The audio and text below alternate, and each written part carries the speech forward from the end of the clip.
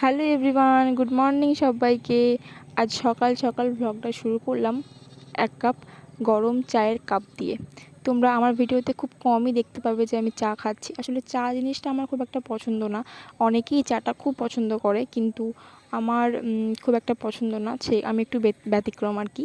তো আমি না ওই আদা দিয়ে লেখা চাটা খেতে ভীষণ ভালো লাগে।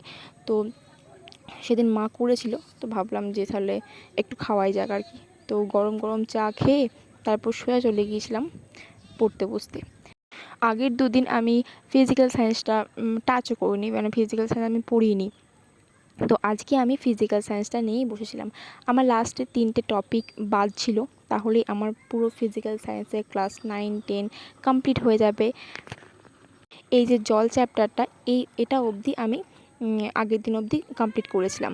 আর আজকে আমি এই যে কার্যক্ষমতা, শক্তি, তাপ এবং শব্দ, এই এই 3টে চ্যাপ্টারই আমার বাকি ছিল। বাকি সমস্ত কিছু কমপ্লিট হয়ে যায়। তো আজকে আমি ভাবলাম এই 3টে চ্যাপ্টারই কমপ্লিট করে ফেলি, তাহলে আমার সমস্ত কিছু কমপ্লিট হয়ে যাবে। 50 ডেজ চ্যালেঞ্জ আমার মোটামুটি 30 ডেজের মধ্যেই কমপ্লিট হয়ে যাবে।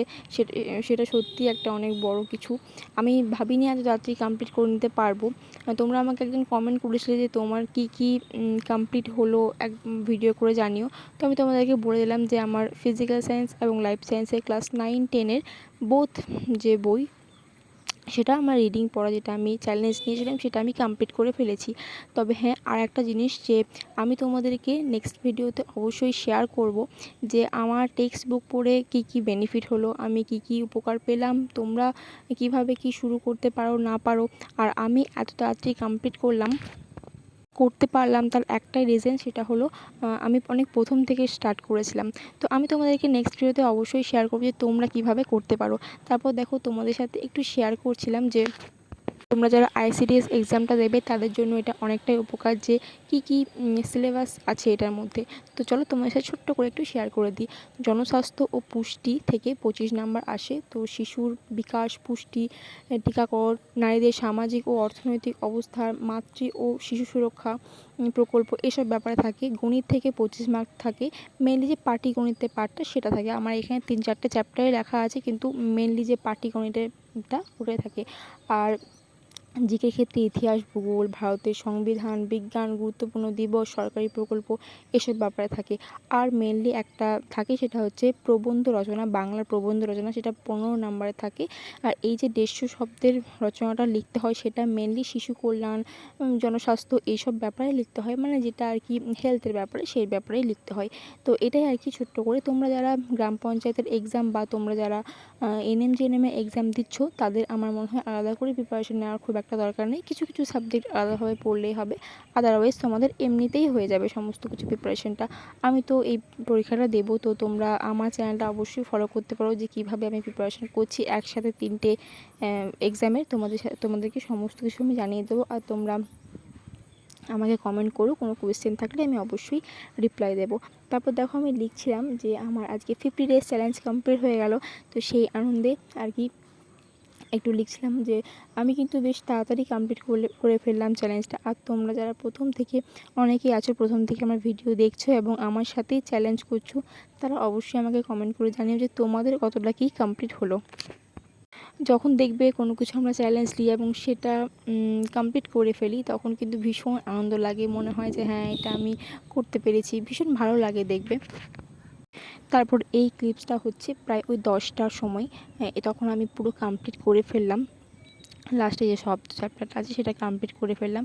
তো সেটাই তোমাদের সাথে শেয়ার করছিলাম যে আমি ফাইনালি সমস্ত কিছু কমপ্লিট করে ফেললাম। তারপর আমি এইগুলো কমপ্লিট করে আমি গিয়েছিলাম একটু বাজারে। আজকে বাজারে বেশ কিছু কাজ ছিল, তো সেই কারণে আমি একটু চলে গিয়েছিলাম। এই যে দেখো তোমাদের সাথে শেয়ার করেছিলাম চ্যাপ্টারগুলো। তোমাদেরকে আমি বেশ 20-25 দিন আগে শেয়ার করেছিলাম যে আমি একটা পেন্ডেন্ট বানাতে দিয়ে এসেছিলাম গোল্ডের। তো সেটাই আজকে আমাকে আগের দিন ফোন করে বললো যে হয়ে গেছে, নিয়ে যাও। তো সেই কারণে আমি আনতে গিয়েছিলাম। এই যে তোমরা দেখো, আগে যেটা দিয়ে আমি বানাতে দিয়েছিলাম সেটা একটু ছোট ছিল, আর এটার মধ্যে একটু আরও বেশি ওজনটা বাড়িয়ে দিয়েছে, সেই কারণে আমাকে অনেকটাই বেশি টাকা লাগলো। তোমরা তো জানোই এখন যা সোনার দাম, একটু বেশি হলেই অনেকটা বেশি লাগছে। তারপর দেখো আমি এইগুলো একটু দেখছিলাম, রুপোর বাটি, রুপোর গ্লাস। আসলে এগুলো আমার রিসেন্টলি না, কিছুদিন পর একটু দরকার আর কি। তো সেগুলো আমি দেখছিলাম, একটা একটা কিনতে হবে আমাকে। তো সেই কারণে আমি দেখলাম যে কীরকম কী প্রাইস রেঞ্জের মধ্যে এগুলো আসছে, সেগুলি আর কি দেখছিলাম। আমি যা ভাবছিলাম তার থেকে অনেকটাই বেশি ভারীর মধ্যে এগুলো ছিল। তো দেখা যাক, আমি কিছুদিন পর একটা নেব ভাবছি। তারপর দেখো বাজার থেকে আমি এই ফলগুলো সমস্ত নিয়ে এলাম। আরও তো অনেক কিছু আনতে হবে, পরশুদিন বাড়িতে পুজো।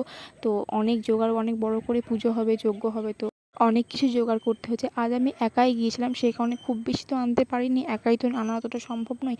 আবার বাবা কালকে আবার যাবে, তো সে নিয়ে আসবে আর কি। তো আমি এগুলো এনেছিলাম। তোমাদের সাথে গৃহপ্রবেশের সমস্ত কিছু শেয়ার করব, প্রত্যেকটা মুহূর্ত। আমার চ্যানেলটা অবশ্যই কিন্তু সাবস্ক্রাইব করে রেখো সেই সমস্ত ব্লগ পাওয়ার জন্য।